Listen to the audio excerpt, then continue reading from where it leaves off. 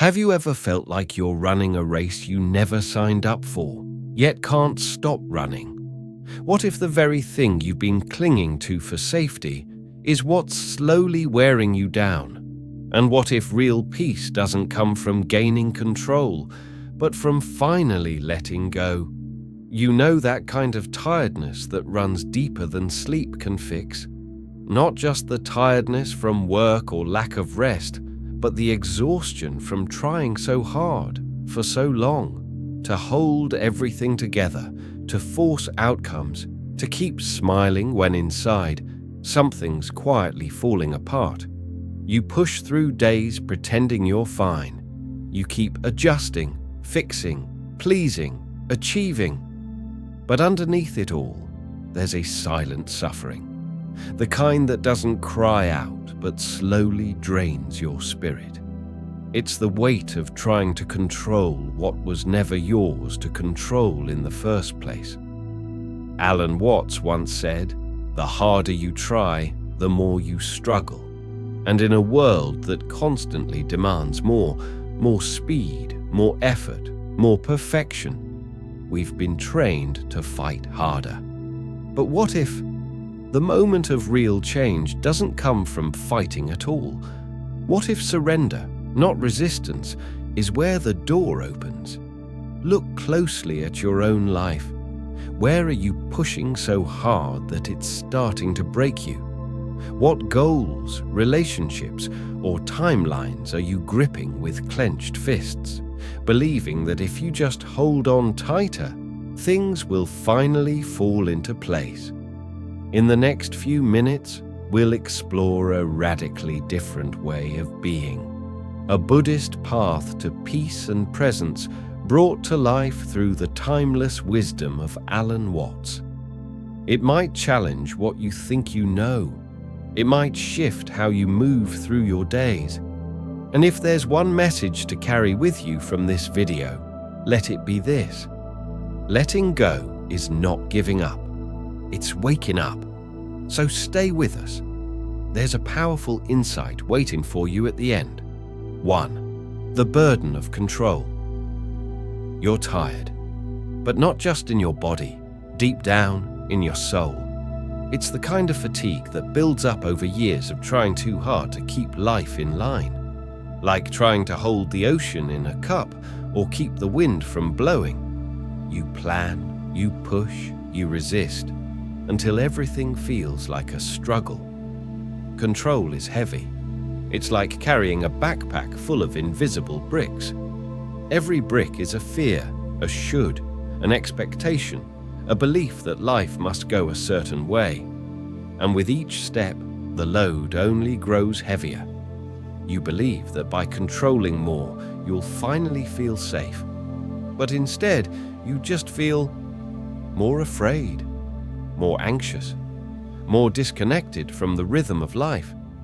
Buddhism teaches that suffering begins not with pain, but with clinging, not just to people or things, but to rigid ideas of how things should be.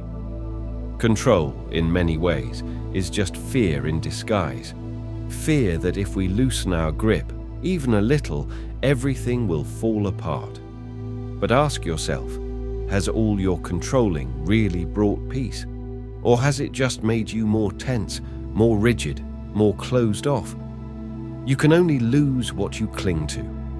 That isn't just poetry. It's a wake-up call, a chance to pause, breathe, and look at what you're holding on to so tightly. People's approval, perfect timing, the flawless plan. But what if letting go isn't defeat? What if it's the first real taste of freedom? Picture a river. Life is that river. But most of us are paddling upstream, furiously, endlessly, trying to steer it our way. Now imagine letting go, not to sink, but to float, to trust the current instead of fighting it. This isn't about giving up.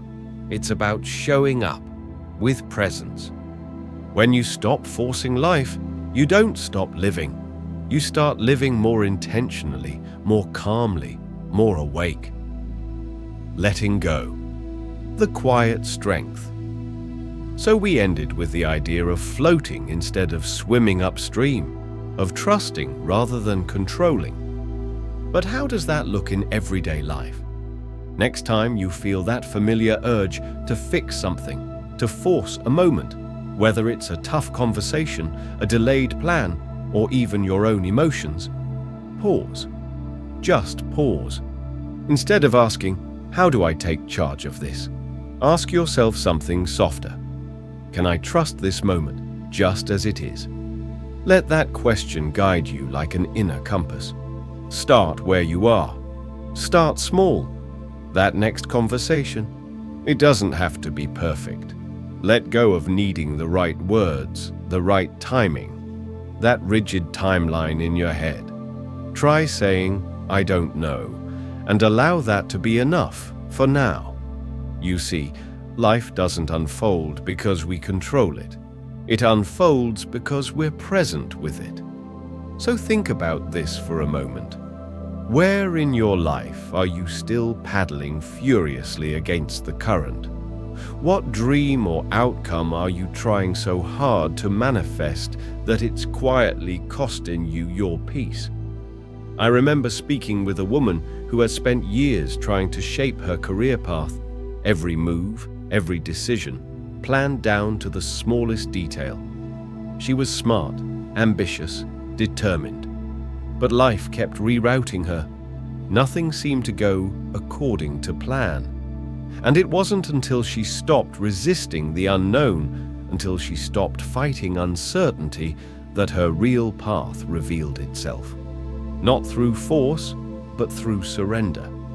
There's a subtle, quiet power in that kind of letting go, a strength that doesn't arise from domination, but from deep trust. Buddhism doesn't ask you to drop your goals or ambition. It simply invites you to loosen your grip, to create space, to breathe, to act, but without clinging, to trust without fear. Because here's what changed my entire relationship with stress. What if the life you're meant to live only begins when you stop clinging to the one you're trying so hard to control? Let go, not because you've given up, but because you're finally ready to live free. 2. When you let go, things begin to flow. You've been holding on tightly, maybe for years, tightly to outcomes, to identities, to carefully crafted expectations that never seem to play out the way you imagined. And perhaps, just perhaps, you've started to notice. The tighter your grip, the more life resists, like trying to hold water in a clenched fist. The more pressure you apply, the faster it escapes. That's the paradox. We believe control will give us peace, but instead, it builds tension. We think effort ensures success, but sometimes that effort is just resistance, wearing a clever disguise. In Buddhism, there is a truth so quiet you might miss it. But once you see it, it changes everything. Non-resistance is freedom, not inaction, not passivity, but acceptance, a deep, clear, present moment acceptance of what is. It's that shift where you stop pushing against the current and realize peace was never waiting downstream. It's been here, always, in the stillness. To let go is not to lose. It's to create space. And space is what allows something new to emerge. Picture a clenched fist. It cannot give. It cannot receive. It can only grip. And that constant gripping, it shows up in your shoulders, in your jaw, in your breath. It weighs on you when you're trying too hard to be understood, when you chase a dream that no longer inspires you, when you script your life so tightly that even a small uncertainty feels like a threat. Here's a question worth carrying with you. What might happen if you stopped trying to push the river? I knew another woman who spent years searching for clarity, books, courses, vision boards, late-night journaling marathons. She wanted answers, purpose, direction, but clarity never came. Not until she let go of the need to figure it all out. And only then, when the grip relaxed, did something real begin to flow. From control to connection. So often, the clarity we seek doesn't come through force. It arrives in the quiet space we create when we finally surrender. That woman didn't find her path by demanding answers. She found it when she stopped speaking over the silence and started listening instead. Listening to her breath, to the stillness, to life whispering softly through small, almost invisible signs. You don't need to plan every step. You don't need to know what's next. What you do need is to return to what's now. Let go of the fear-driven question, "What if I fail?" and replace it with a softer one. What if this moment is already enough? Because that, right there, is where flow begins. Not in chasing, but in being. Not in forcing, but in presence. Here's your gentle practice. Choose one expectation, just one, that you've been tightly holding.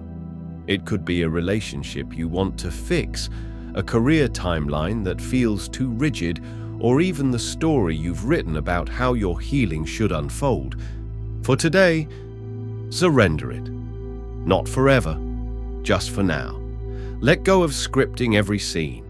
Let life breathe on its own, without your pen constantly rewriting the plot. Stillness is not emptiness, it's space. And when you give life space, something beautiful begins to unfold. Ideas rise, peace expands, solutions appear, not because you chased them, but because you made room for them. Flow doesn't need to be forced. It only needs you to step aside. The secret isn't in doing more, it's in resisting less. When you stop clinging to how things should unfold, you begin to witness how naturally they can. Let go, not because life is spiraling out of control, but because maybe for the first time, it's finally ready to move through you, not just around you. 3. Stop exhausting yourself. So many people wake up tired, not just from a lack of sleep, but from the invisible weight they carry. The mental treadmill of constantly chasing something. Another task, another achievement, another invisible line of enough. You move fast, but where are you going? It feels like running endlessly on a treadmill that never turns off. You're breathless, but unmoved, busy, but not fulfilled. And in your quietest moments, a question rises like a whisper through the noise. What am I really running toward? Or what am I running from? In our modern world, hustle is glorified. You're told that to succeed, you must push harder, climb higher, do more, that your worth is measured by your productivity. But let's pause and be honest. Effort without intention is like pouring water into a cup full of holes. No matter how much you give, it never fills. Buddhism doesn't ask us to stop trying. It invites us to start trying mindfully. Because not all effort is the same. There's frantic effort, rooted in fear, in scarcity, in the terror of not enough. And then there's right effort. Effort that comes from a place of clarity, calm, and alignment with truth. True peace isn't found outside of you. It's not hidden in achievement or admiration or applause. Peace comes from within. Do not seek it without. This isn't just a poetic teaching, it's a warning. Because if you spend your life chasing peace through perfection, success, or busyness, you'll always be just out of reach, grasping at shadows. Peace isn't waiting at the end of the path. It's beneath the noise, waiting for you to stop running long enough to hear it. A man I knew once said, "I've achieved everything I thought I needed, and still feel empty." His days were packed. Calls, meetings, goals, deadlines. From the outside, he had made it. But inside, he was lost, because his effort was fueled not by truth, but by fear. Fear of not being enough, fear of stillness, fear of falling behind. That's what happens when we don't slow down long enough to ask the one question that could change everything. The question that changes everything. So we ended with the one question that could change everything. Are you running, or are you ready to pause? Now comes the next question, one that cuts even deeper. Am I acting from clarity or from compulsion? Pause here. Really pause. Take a breath. Ask yourself honestly, are your actions coming from a place of peace and awareness? Or are you just afraid of what stillness might reveal? Stillness scares many of us. Why?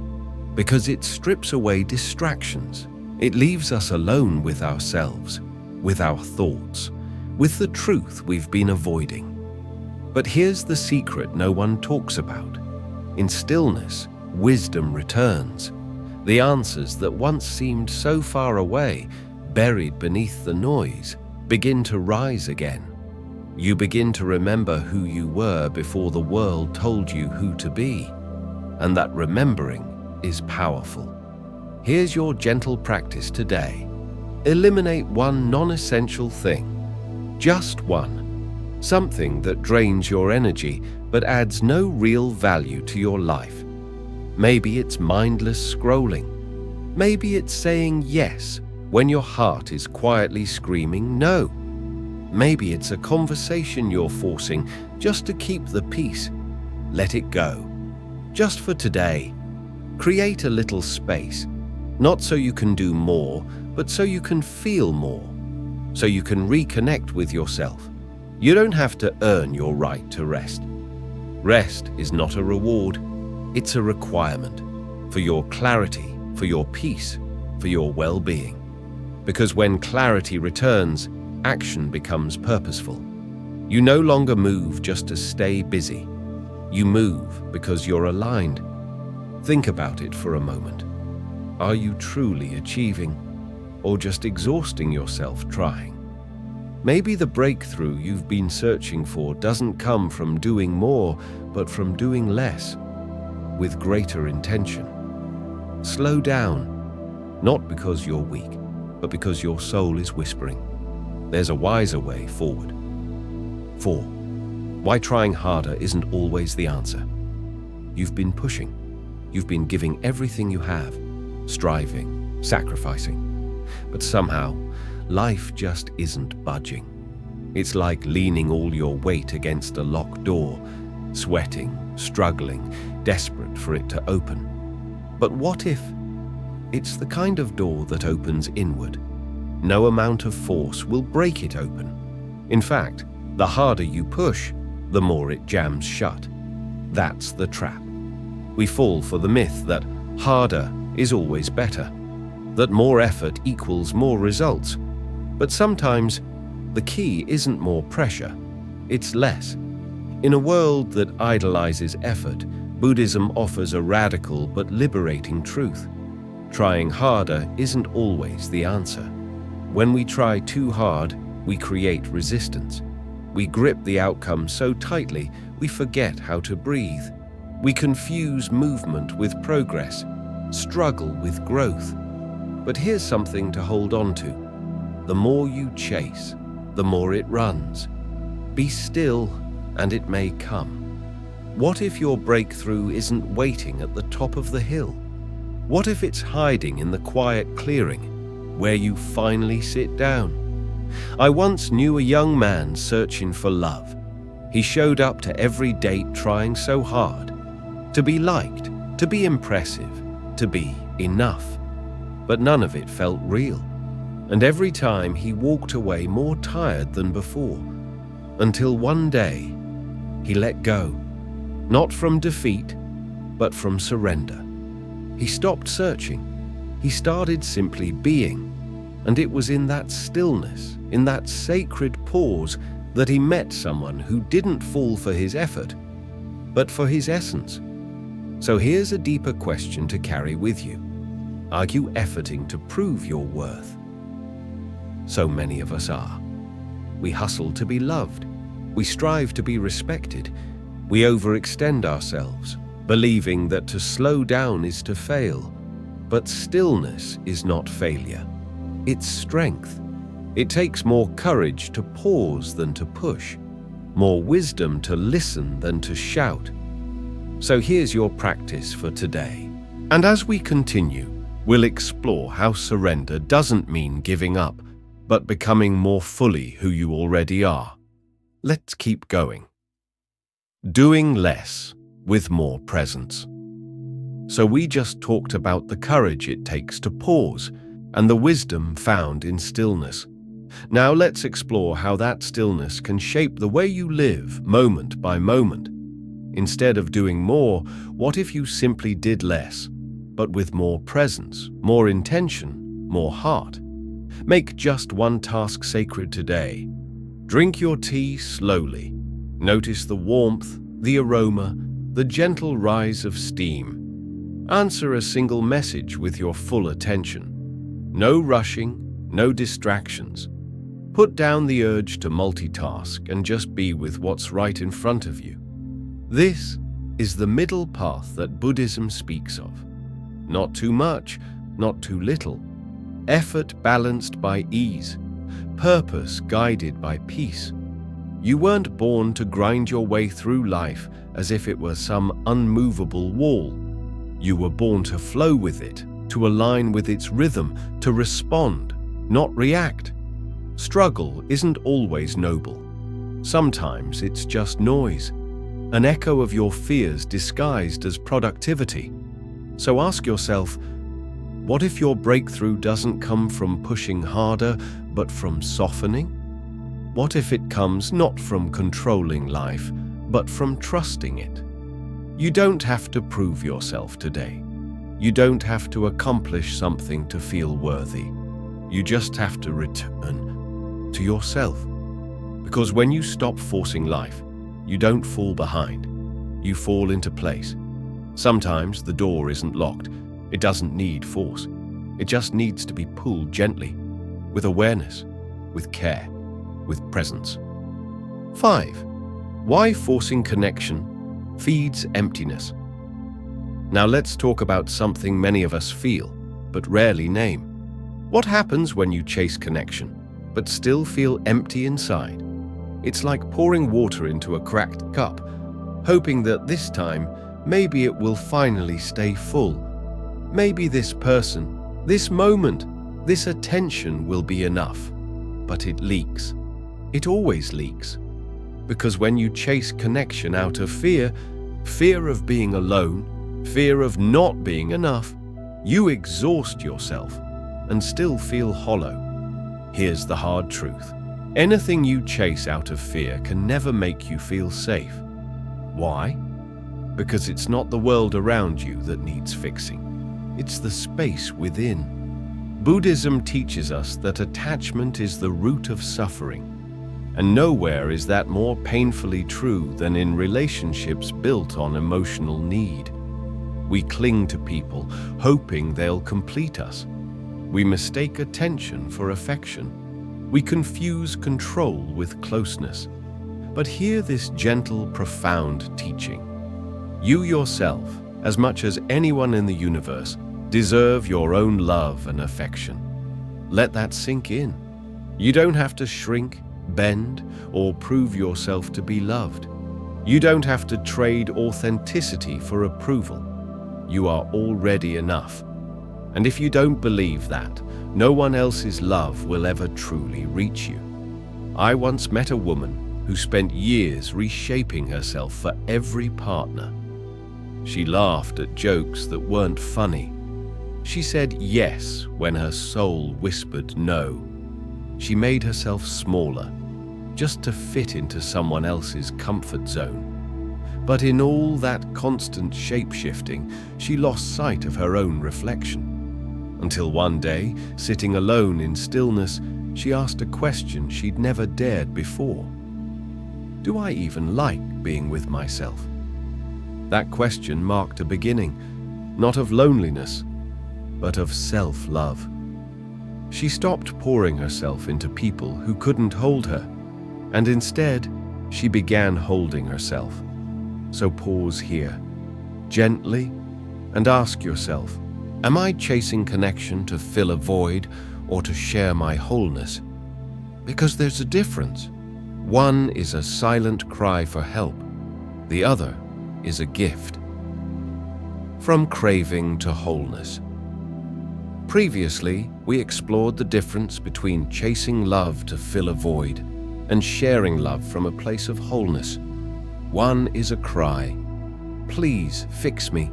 The other is a gift, here I am. One drains, the other nourishes. Try this gentle shift today. Let go of relationships built on neediness or control. If you find yourself constantly refreshing your phone, waiting for a message to feel validated, pause. Ask yourself why, then sit with yourself quietly, not to escape, but to meet yourself fully. Trade the question, do they like me, for a more important one, do I enjoy being with myself? That small shift in focus, just a turn inward, can change everything. Because when you truly enjoy your own company, you stop chasing others to escape it. This isn't about isolation, it's about integration. True wholeness doesn't mean you don't want others. It means your happiness no longer depends on them. And from that place, connection becomes beautiful, not desperate. It becomes an offering, not a transaction. You don't need to beg to be seen. You need to see yourself. And when you stop forcing connection, you don't lose love. You begin to attract a very different kind. The kind that sees you as you are. The kind that reflects the peace you've nurtured within. Stop pouring yourself into cracks. Become the cup that holds its own fullness, because that is where real connection begins. 6. Trust the intelligence of life. Now let's talk about something even deeper. Can you trust life, even when you don't understand it yet? Think about a seed underground. You can't see it cracking open. You can't hear it growing roots. But something is happening. In the darkness, in the silence, it surrenders. No force, no rush, only trust. And one day, it breaks. Then it grows. Then it becomes a tree. Not by pushing, but by aligning with life's rhythm. What if your transformation works the same way? What if all the things you're trying to control are already unfolding, just not on your timeline? So many of us live under constant pressure. What's next? Why hasn't it happened yet? What am I doing wrong? We build our lives around made-up deadlines. We compare ourselves to others. We panic when we're not where we think we should be. But here's a truth worth pausing for. Whose clock are you really living by? The need to rush is often just fear in disguise. Fear that you're falling behind. Fear that you're missing your moment. Fear that you're not enough. In Buddhism, this kind of clinging to outcomes, this refusal to trust the present moment, is the very root of suffering. There's a line worth remembering. Let reality be reality. Let things flow naturally forward in whatever way they like. This isn't passivity. It's surrendering the illusion that you're in control of everything. It doesn't mean you stop showing up. It means you stop demanding that life follow your personal calendar. You give effort, yes, but you release your grip on the outcome. I once met a man who had spent years building a business. He pushed hard. He chased every deal. He lived in a constant storm of effort until his body gave out, his mind burnt out. Eventually, he sold everything, exhausted, bitter. Then one day, walking in a quiet park, he noticed something for the first time in years, how gently the trees were growing, how the breeze moved without asking for permission. And for the first time in a long time, he stopped doing and just breathed. That stillness changed him. He started again, not from pressure, but from presence. This time, things began to unfold with ease. He wasn't chasing life anymore. He was in rhythm with it. Trusting the timing, honoring the present previously, we explored how real growth doesn't come from forcing life, but from flowing with it, like the seed underground, trusting in a process it can't yet see. So now ask yourself this. Are you forcing life to meet your expectations? Or are you allowing life to guide you toward what's truly meant for you? There's wisdom in releasing urgency. Letting go doesn't mean you're giving up. It means you're choosing trust. Trust that timing has meaning. Trust that your growth is not a straight line. Trust that even in moments of uncertainty, life may be working silently on your behalf, in ways your mind has yet to grasp. Here's a practice to help shift your energy. Replace urgency with patience. Let yourself breathe into the waiting. Stop micromanaging your path and start listening for what life is trying to teach you right now. Maybe you're in a season of stillness for a reason. Maybe you're not falling behind, you're becoming. Every mighty tree once stood perfectly still before it stretched its arms toward the sky. And when doubt whispers, when will it happen? Or why isn't it working yet? Gently remember, the universe never rushes, yet everything is accomplished. You don't have to force the unfolding. You only have to trust the becoming. 7. Don't force a future. You're not ready for now. Here's a truth we rarely speak aloud. You're not meant to leap into a future you haven't grown into. You wouldn't give a toddler a compass and expect them to climb a mountain, and yet, we do this to ourselves every day. We push toward dreams we haven't prepared for. We demand answers to questions we haven't lived long enough to understand. We chase the next job, the next relationship, the next version of ourselves. But forget something essential. You cannot skip the becoming. Trying to leap ahead too quickly doesn't bring progress. It brings pressure. And pressure without presence? That's a recipe for anxiety. Have you noticed how much of your stress isn't actually from what's happening right now, but from all the imagined futures swirling in your mind? What if it doesn't work out? What if I fail? What if I waste precious time? But pause. Just pause. None of those things are happening right now.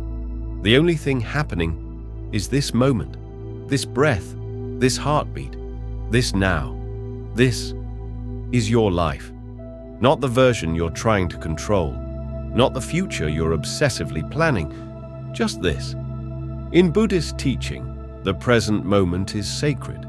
It's the only place where real transformation can ever happen. Do not dwell in the future. Concentrate the mind on the present moment. You don't need to have it all figured out. You only need to be here, fully, and take the most intentional next step. That's it. I once met a woman who dreamed of writing a book. She had everything ready, titles, outlines, even mock-up covers, but no first chapter. Every time she sat to write, her mind jumped 10 steps ahead. What if no one reads it? What if I fail? What if I never finish? But her fear wasn't about writing. It was about controlling an outcome that didn't exist yet. So she stayed stuck, trapped in the idea of a future instead of rooted in the power of presence. Until one day, she let go. She stopped trying to write the book and just focused on writing one page. That's when the magic happened. One page led to another, and eventually, the book was done. Not because she forced the future, but because she honored the moment. So ask yourself gently, are you clinging to a future you haven't grown into as a way to escape this moment? Or are you allowing today, in all its simplicity, to shape the person you are becoming? Because here's the truth. You don't need to know the entire path. You only need to take one mindful step. Step by step, breath by breath. In the last part, we reminded ourselves that we don't need to figure out the whole path, just the next conscious step. That path unfolds not in leaps, but in moments. So begin here. Return to your breath. Root yourself in the present. Let go of the pressure to leap forward and trust that real growth happens step by step. Try this today. Instead of projecting outcomes or obsessing over where this is all leading, simply master the present task. When your mind starts racing toward the future, gently guide it back. No judgment. Just return. Ask yourself, what is the most intentional step I can take today? That one mindful step, taken with awareness, is worth far more than 100 frantic, forced ones. Because the mountain isn't going anywhere. But if you don't learn how to walk with presence, you'll keep climbing in circles, exhausted, directionless. You don't need to force a future. You need to grow into it, moment by moment, breath by breath. 8. Peace doesn't come from control, it comes from clarity. There's a kind of exhaustion that sleep can't cure. It doesn't live in your muscles. It lives in your mind. It's the weight of overthinking, of constantly trying to fix, solve, anticipate, and control everything. You wake up already bracing for problems that haven't happened. You rehearse conversations that may never occur. You analyze every choice, every word, every memory. But ask yourself, has this brought you peace, or just stirred the waters of your mind into deeper chaos? True peace doesn't come from control. It comes from clarity. And clarity can only arise when the water is still. Picture a quiet pond. The moment you toss a stone or stir it with your hand, the surface breaks. The reflection blurs. The truth disappears in ripples. This is your mind on overdrive, reacting, analyzing, rushing. You can't see clearly when your thoughts are a storm. You can't hear your inner wisdom when the noise never stops. The solution isn't more control. It's less disturbance. Just as a candle cannot burn without fire, a human being cannot truly live without stillness. That fire is your presence, your stillness, your awareness. I once spoke with a man who seemed to have everything: a successful career, financial security, endless goals checked off. Yet every morning he woke up anxious, restless, scattered. He couldn't understand why. He thought the solution was better time management, more apps, more planning. But no matter how well he scheduled his day, the unease remained. Until one day, he did something radically simple. He stopped. Every morning, just 10 minutes. No phone, no plans, only silence. At first, his mind protested, loudly. But with time, something shifted. He stopped chasing clarity and let it rise. And when it came, it didn't shout. It whispered, "You're living a life too loud for your soul." So, he changed. Not everything, just enough. Less chasing, more being. And the anxiety, it began to dissolve. Not because life got easier, but because his mind got quieter. Now pause and ask yourself honestly, are you seeking clarity? Or are you unknowingly creating noise through overthinking? Are you trying to force peace through mental effort? Or are you willing to sit in stillness and let the truth reveal itself? Here's something simple you can try today. Sit for 10 minutes, no judgment. Just observe. Notice the thoughts you're clinging to. Write down what you're trying so hard to control. Then gently ask yourself, why? You may discover you've been fighting battles that were never yours, solving problems that never truly needed solving, trying to fix what simply needed space. Because clarity doesn't come through force, it comes through faith. Let it happen. Previously, we talked about how clarity doesn't come through force, but through stillness, like a pond that becomes clear only when it's no longer disturbed. The same goes for peace. It isn't hidden in the next solution. It's already here, quietly waiting at your stillness. Because the mind is like a muddy pond. The more you stir it, the less you can see. And the only way to see the bottom is to stop stirring. So now, let's explore something that may feel unfamiliar in today's high-pressure world: letting life happen without always trying to make it happen. You've probably felt it before, the sensation of constantly swimming upstream, pushing harder, grinding forward, trying to control every little moment, every step, every outcome. You set a goal, you pour yourself into it, but somehow, the harder you push, the further away it seems. And here's the thing, as the old Zen saying reminds us, in the sky there is no east or west.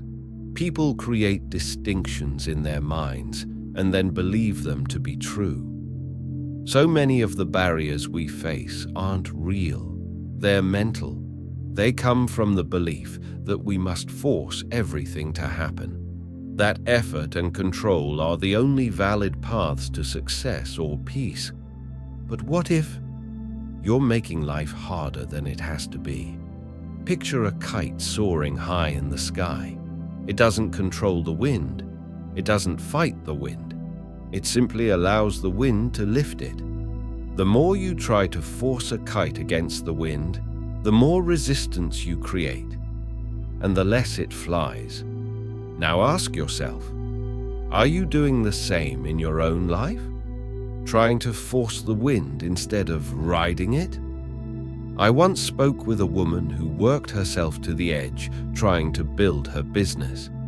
She had detailed spreadsheets, strict timelines, and a deep fire in her heart. She stayed up late, said yes to everything, and pushed herself beyond what felt humanly sustainable. And yet, she remained stuck. The more she did, the less traction she seemed to gain. Until one day, a mentor said something she never expected. Stop trying to make it happen. Let it happen. At first, she thought it was absurd, but eventually, she tried it. She stepped back. She softened her grip. She stopped forcing decisions and started trusting the flow. She still showed up, still set intentions, but without suffocating the outcome. And over time, her business began to thrive, not because she did more, but because she allowed life to meet her halfway. So here's the question. Can you let life meet you halfway? The next time you feel the pressure to control every piece of the puzzle, pause, reflect. What if you stopped micromanaging every detail? What if, instead of trying to make everything fit perfectly, you allowed a little space for the unexpected? What if you trusted that what you need will arrive when you're ready to receive it? This isn't about abandoning your goals. It's about releasing the grip so that life has room to work with you, not against you. Set your intention. Take your step. Then, let it go. Trust that the world around you is always in motion, always shifting, always responding, sometimes quietly, to your presence. Let go to align. In the previous part, we explored the powerful shift that happens when you stop trying to force life and instead let it meet you halfway. Now let's take that one step deeper. When you stop pushing, When you release your grip on how things should unfold, something beautiful happens. You open yourself to a deeper, gentler connection with life itself. By letting go of the constant need to control, you begin to move in harmony with the natural rhythm of the universe. You stop swimming upstream. You stop exhausting yourself trying to manage every twist and turn.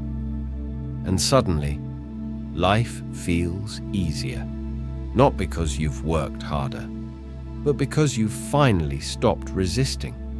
You've allowed yourself to move with the current rather than constantly battling against it. Just imagine, what might happen if you truly let go of the struggle? What could unfold if you stopped trying to push your way through life and instead trusted life to guide you? Can you respond with intention, not tension? Can you act from alignment, not anxiety? When you release the need to control, you don't lose power. You access a new kind of strength, a quiet strength, the kind that lets you move through life with grace, welcoming what comes, meeting it with presence.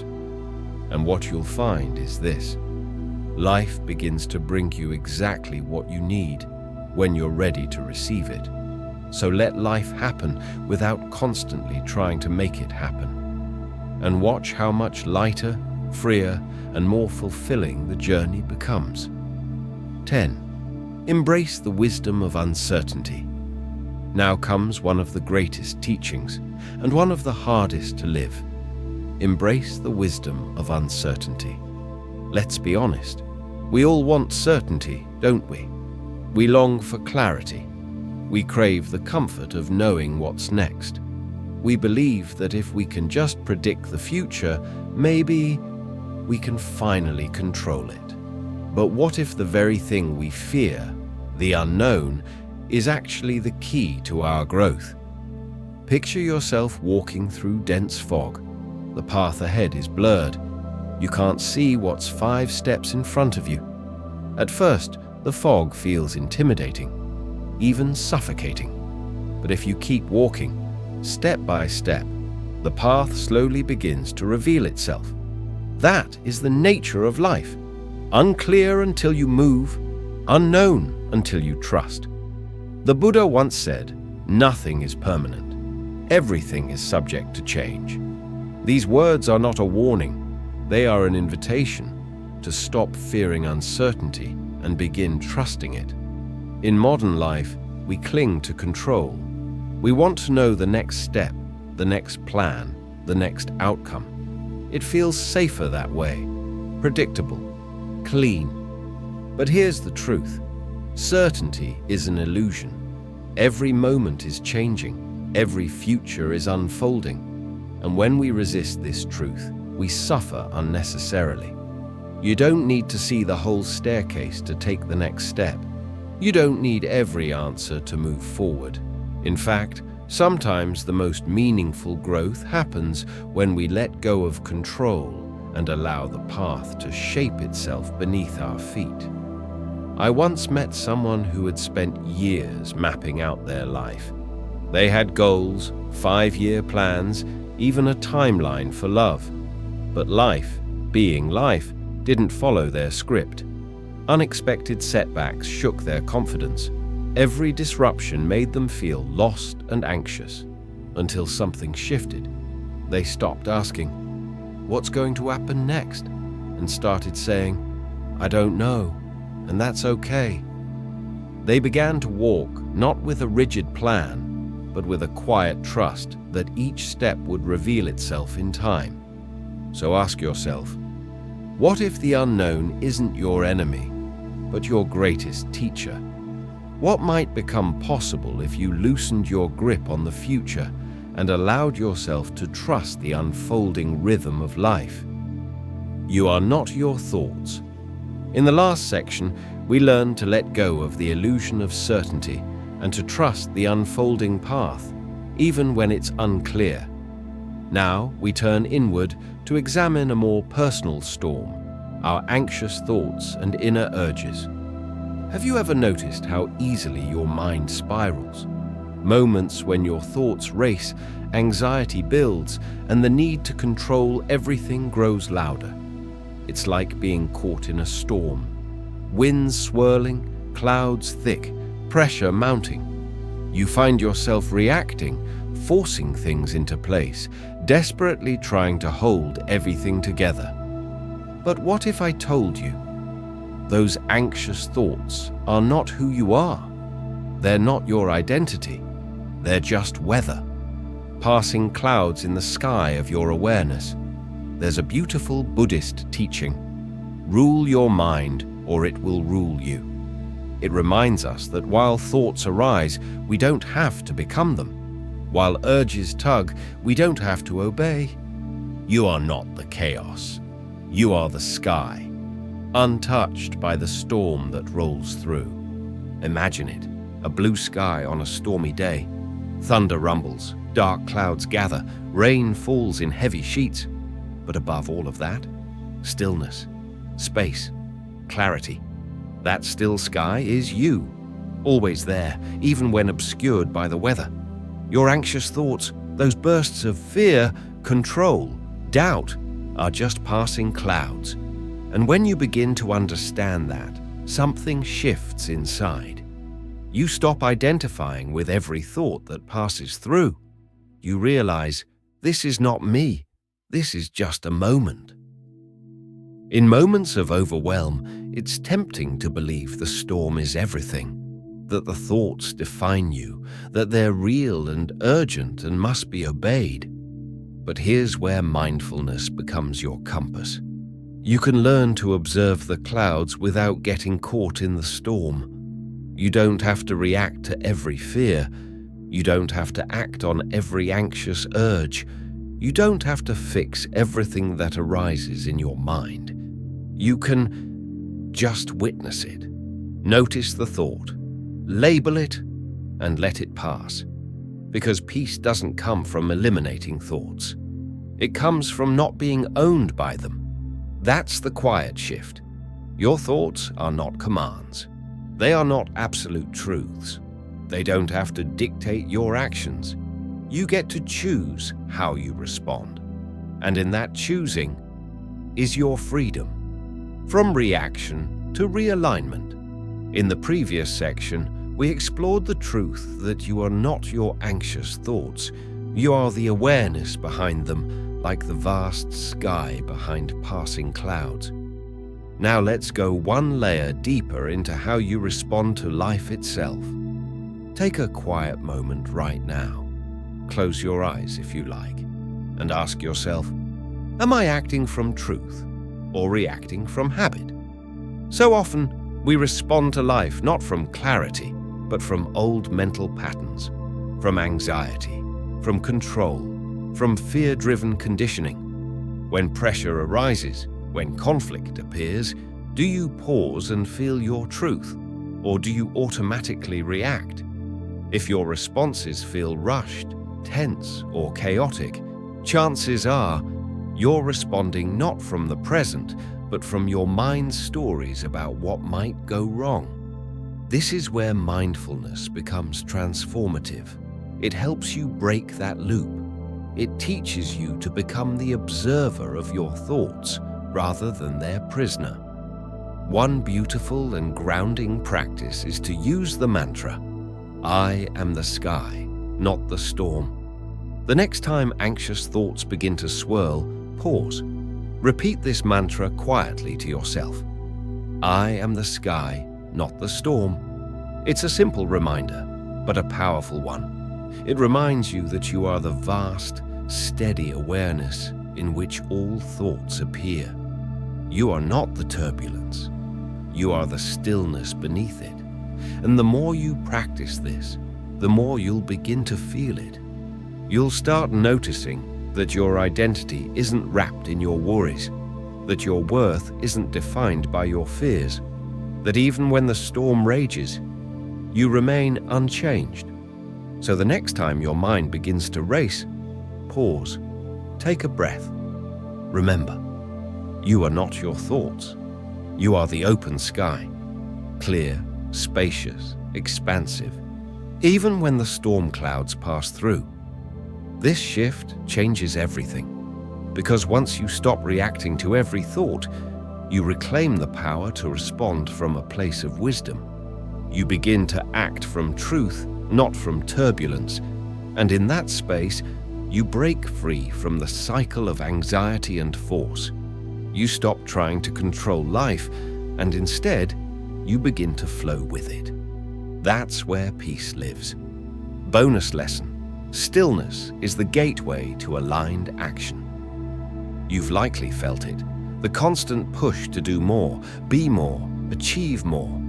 That invisible pressure to keep moving, keep producing, keep climbing. In today's world, constant motion is glorified. Stillness is often mistaken for laziness. But what if stillness is the very foundation of powerful action?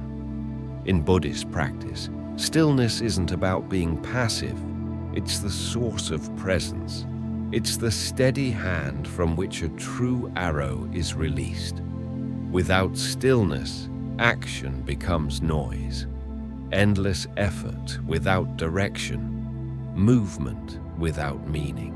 But when you pause, when you breathe deeply, when you center yourself in stillness, you make space for clarity. Think of it like standing in the eye of a storm. The chaos may swirl around you, but at the center, there is calm. And from that calm, you can see clearly. You can move with purpose, not pressure. You can respond with intention, not impulse. Before the world pulls you into urgency, ask yourself, is this next step aligned with my truth, or am I reacting out of fear, pressure, or habit? We are often taught to move fast, to act before we think, to speak before we reflect. But in Buddhism, true action arises from stillness. It is deliberate, it is calm, it is wise, like an archer who waits, who breathes, who draws the bow with grace. The arrow flies true because the hand behind it was steady. So the real question is, can you slow down enough to become that archer? Can you allow your next move to rise not from pressure, but from peace? This isn't about doing less. It's about doing what matters, from the right place within. Let stillness lead. In the last section, we saw how stillness isn't the absence of action. It's the foundation for action that's wise, aligned, and intentional.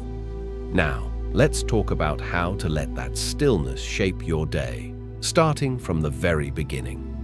Before you dive into the noise of your day, pause, just for a few moments. It doesn't have to be long, 2 minutes, one deep breath, just enough to center yourself. Close your eyes, breathe slowly, and ask yourself, what matters most today? What's aligned with my true purpose?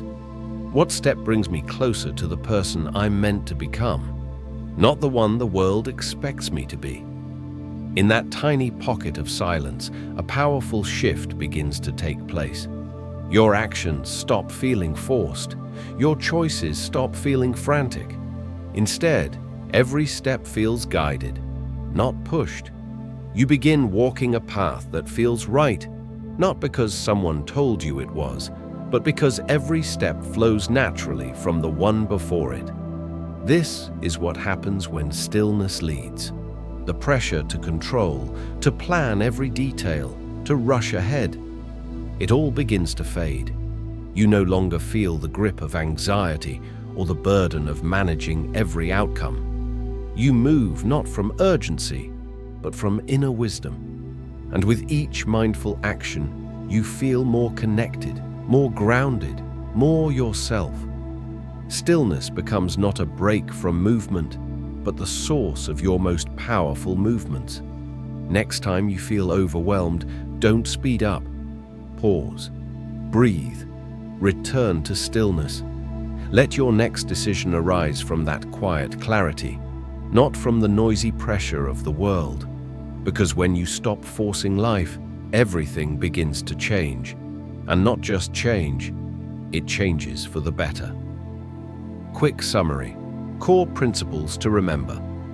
Here's a quick recap of the key lessons we've explored.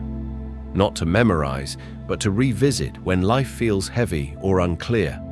The burden of control. Trying to control everything stems from fear and only creates inner tension. True peace arises when we release the illusion of control and trust in life's unfolding. Focus on presence, not prediction. When you stop gripping the future, life begins to flow. The more you accept rather than resist, the more harmony life offers you, unexpectedly. Stop exhausting yourself. Relentless effort without awareness leads to burnout. Progress doesn't come from doing more. It comes from doing what matters with intention. Why trying harder isn't always the answer. Over-effort creates friction, not freedom. Sometimes ease is more effective than force. Let effort be paired with wisdom, not with desperation. Why forcing connection feeds emptiness. When we seek love out of lack, we create dependence, not intimacy. Nurture your relationship with yourself first. Trust the intelligence of life. Life knows how to grow what you plant, but not always on your schedule. Let timing, not fear, guide your pace. Don't force a future you're not ready for. When you try to leap ahead, you often create anxiety, not progress. Be where your feet are. Let growth unfold step by step. Peace doesn't come from control, but from clarity. Peace is not found in perfect plans, but in quiet presence. It comes when you stop stirring the water and allow stillness to reveal the truth beneath. Let life unfold through you. In the last reflection, we explored how aligned action arises, not from pressure, but from stillness, and how each step grounded in presence can transform the way we move through life. Now, let's bring all of this home. When the mind settles, clarity emerges. When you stop constantly pushing, planning, and trying to force outcomes, a quieter wisdom begins to rise. You begin to realize, not everything needs your intervention. Not every moment demands your effort. Sometimes, the most powerful thing you can do is step back, breathe, and trust. Because when you surrender the need to control, life often surprises you with outcomes more beautiful and aligned than anything you could have forced into place. So let life happen, without always trying to make it happen. Embrace the wisdom of uncertainty. Certainty is just a story we tell ourselves. The unknown, though uncomfortable, can be your greatest teacher. If you meet it not with fear, but with curiosity, surrender is not failure. Surrender is growth. And remember, you are not your urges. You are not your anxious thoughts. You are not your fear of losing control. Your thoughts are not who you are. They are passing patterns, nothing more. When you observe without reacting, you begin to move from a deeper place. You start choosing your path instead of being dragged by your mind's chaos. That's where freedom begins. Not when life becomes easy, but when you stop letting fear dictate your every move. Stillness is not an escape. It's the ground from which real power rises. Because from stillness, you don't just act, you align. In a world that urges you to strive harder, run faster, achieve more, there's a forgotten truth, ancient and enduring. Real strength comes from surrender, not from struggle. You don't need to control every moment of your life. You simply need to show up for it. Fully, present, open. And when you stop resisting life's rhythm, you start flowing with it. And that's when life unfolds in ways you could never have scripted. Taking control of your life doesn't mean forcing it into submission. It means aligning with it, consciously, wisely, kindly. It means choosing presence over panic, patience over pressure, trust over tension. This is not weakness. This is wisdom. A true warrior is not the one who controls every detail, but the one who knows when to let go and allow something greater to lead. Zen reminds us, peace is not something you find outside. It's something you uncover within. The mind is everything. What you think, you become. And when you finally realize that you are not your stress, not your fears, not your need to grip life tightly, you begin to taste something rare and powerful: liberation. Inner stillness becomes your ground of strength, not a pause from life, but the place where life flows through you. These 12 principles we've explored, they're not just teachings, they're invitations. They are doorways, out of exhaustion and into clarity, out of anxiety and into peace, out of forcing and into flow. So begin, right here, right now. Apply them not all at once, but one breath at a time. You don't have to make life happen. Let life happen through you. You may just discover that the universe works far better than your best-laid plans. If something in this message touched your soul, let it ripple outward. Like this video, share it with someone who may need it, and drop a comment below. Which principle spoke to you the most? And if you haven't already, subscribe to Buddhism Seeds for more peaceful, powerful insights on living with presence from the heart of Buddhist wisdom. Let this be your space for weekly calm, clarity, and conscious growth. We're so glad you're here.